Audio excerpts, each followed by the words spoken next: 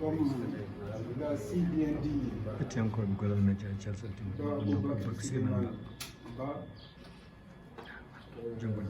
nous remercions tout le monde d'abord. Ensuite, je vais nous lire la déclaration qui a été prévue pour ce 28 novembre 2023. Force de libération africaine de Mauritanie, Flandre, section de Mauritanie. Déclaration. Depuis le congrès d'Alleg en 1958, les Mauritaniens s'étaient réunis pour statuer sur le vivre ensemble.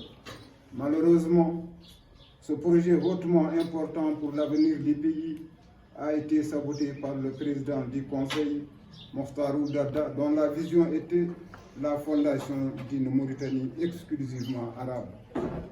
Cette mauvaise volonté a eu des conséquences fâcheuses sur la cohabitation entre nos communautés.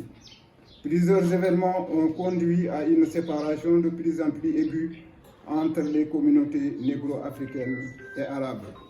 Les événements de 1966, 1979, 1986, 1987, 1989, 1990, 1991 et 2011 sont venus prouver les mises en garde faites dans le manifeste des 19 et le manifeste du négro-mauritanien opprimé de 1986. Le point d'orgue aura été la déportation de 1989 et l'exécution à la veille de l'indépendance en 1990 par le pouvoir raciste de 28 militaires négro-mauritaniens pour célébrer l'indépendance de la Mauritanie.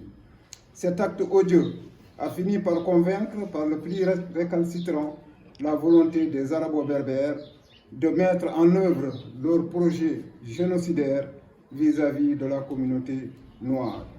Les victimes en question, 33 ans après, les veuves et les orphelins, sont depuis mobilisés pour demander justice et réparation.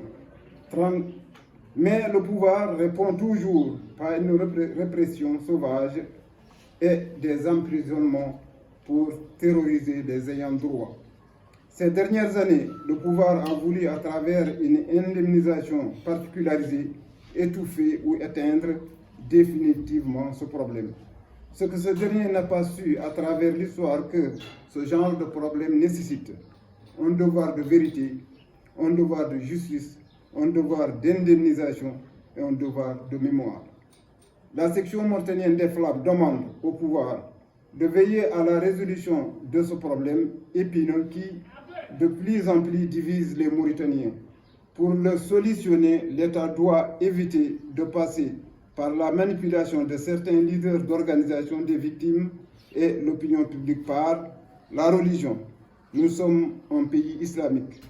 Les prières ont pardon venant de nulle part. Des terrains offerts à certains.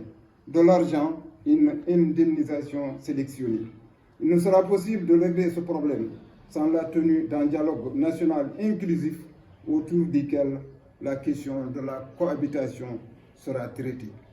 Je vous remercie.